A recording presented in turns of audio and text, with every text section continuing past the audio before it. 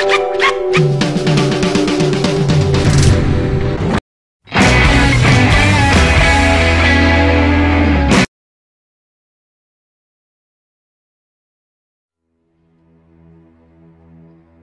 first time I looked at Forge World, and I was like, oh, hey, cool, that's, oh, holy, you guys did what? There's just way too much. You can't keep it all in your head at once. It was so beyond our production capability. We were just like, you know, that's crazy. We can't do that. I couldn't stop the artist who started creating it.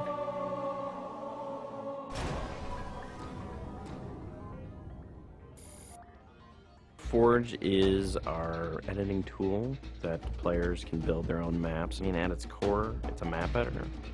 We always had this vision right from the get-go, which is Anyone can build anything. Giving the fans the tools, they can take it and run with it and make it their own. Forge World actually started as 5 separate maps. And I said, wouldn't it be cool if, like, you could play this and go over there, and then play over there if you wanted. And Forge World was born.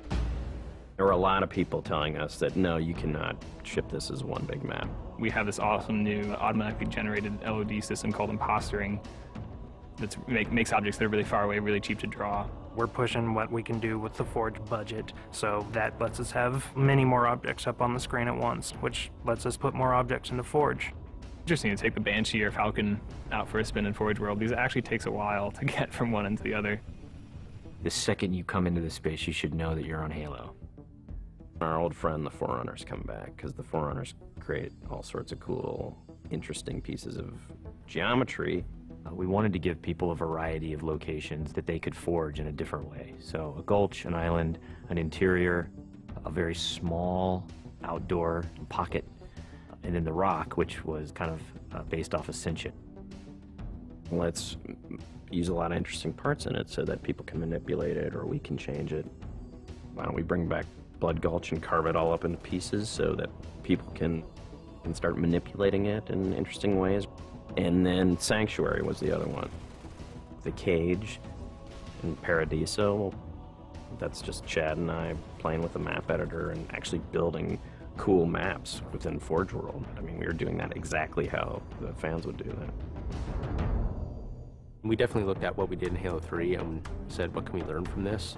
It's one thing to build just a stunning amount of map variants, but like nobody was expecting Forge art, I don't think. Like that was just a completely, whoa, what? The Rube Goldberg machines, yeah, those are everywhere. In Halo 3, it was cool that you could move things around, but it was still kind of clunky. And we're like, we have to make this better. What are some of the tricks that the community is using, and how can we make those not be tricks and just make those be tools? We took that stuff and made it like a real feature. There's normal, phased, and fixed. So normal is like Halo 3 style, you know, it bumps into stuff when you let it go and it falls to the ground and moves around and stuff. And fixed is the same thing, except when you let it go, it stays exactly where it was. And then phased is the coolest, because it means that while you're editing the object, it's not actually interacting with the environment. You can put it through a wall, you can put it, you know, through other objects. Which changed everything for Forge, like immediately. It's much easier to build a Forge space. There's snaps and rotates and degrees and units that you can move things. You can be very precise. The camera controls, it's actually really good for object placement because like little touches on the stick don't translate into really sudden jumpy movements. And then we also have a fine editing mode. You click the stick in and then your camera starts moving very slowly. You're not spending like 3 hours trying to get one block to line up directly to 3 other blocks. You can select individual objects and say, get rid of all the objects of this type. So if you're trying to get rid of all the spawn points on a map because you want to go and replace all the spawn points, you can do that.